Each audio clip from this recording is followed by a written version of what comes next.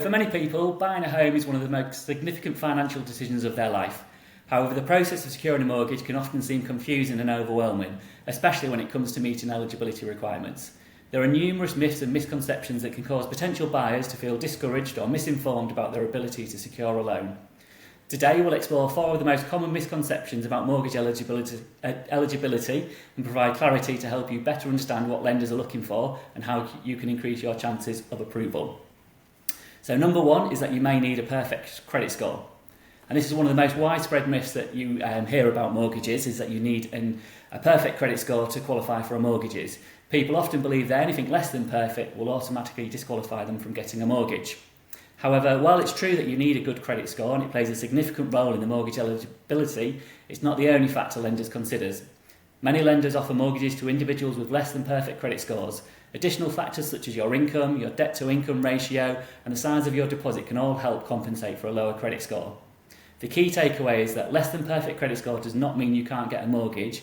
It just means that you may need to explore specific mortgage lenders or products designed for individuals with varying credit histories. The second misconception is that you must have a large deposit. And for many prospective homeowners, they're under the impression that they must put at least a 10% deposit down to qualify for a mortgage. And this misconception can prevent people from even considering home ownership, as saving for 10% deposit of a home's value can feel like a challenge that is insurmountable. Now, whilst the 10% deposit was once a standard, it's no longer a strict requirement for many mortgage products. There are a variety of low deposit mortgage options available to people, such as 95% allows buyers to purchase a home with just a 5% deposit. Some lenders offer special schemes where you can potentially purchase with no or very low deposit, and shared ownership schemes allow you to purchase a portion of the property with a smaller deposit and rent the rest. So whilst the larger deposit may be ideal, there are plenty of options available with lower deposit requirements that could make home ownership more accessible to you. Thirdly, people consider that a high salary guarantees mortgage approval. And whilst that may be a case that high income qualifies them for a mortgage, the mortgage lenders are not only concerned about salary levels when assessing eligibility.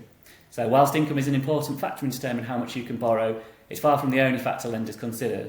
In fact, the overall affordability assessment looks at several aspects of your financial situation. Firstly, they might look at debt to income. So lenders want to see that your existing debts, such as your credit cards and your loans you've got, are not too high relatively to your income. Even with a high salary, if your debts are significant, it can limit how much you can borrow. Lenders will also consider your credit score, so they'll look at your credit history to assess whether you have a track record of managing debt responsibly. So they'll also look at the size of the deposit, and that's another critical consideration for the mortgage lender. A larger deposit means a smaller loan and a lower risk from the lender's perspective. And when considering your income, they'll also look at your job stability. So lenders will assess your job stability and how consistent your income is, especially if you're self-employed or have a non-traditional income stream. So in essence, a high salary loan doesn't guarantee mortgage approval. It does help, but lenders take a holistic view of your financial picture when determining your eligibility. And the fourth misconception that many people believe is that you've been turned down for a mortgage by one lender, then you won't be able to secure a mortgage from any other lender. And whilst a mortgage rejection can be disheartening, it doesn't mean that other lenders will automatically turn you down. Lenders each have their own different criteria, and what one lender might view as a risk, another may see as manageable. If you've been declined, consider the next steps of checking your credit report, ensuring that there are no errors or discrepancies that might have influenced the lender's decision, and we'd recommend speaking to a broker. A broker can help you understand why you were declined and can shop around with multiple lenders to find one that's more suitable for your circumstances. So a single decline doesn't mean you're out of options. With the right advice, you can still find a lender that's willing to work with you. So in conclusion, the road to home ownership can be complicated by misconceptions about mortgage eligibility, but understanding the truth behind these myths is the first step in overcoming obstacles.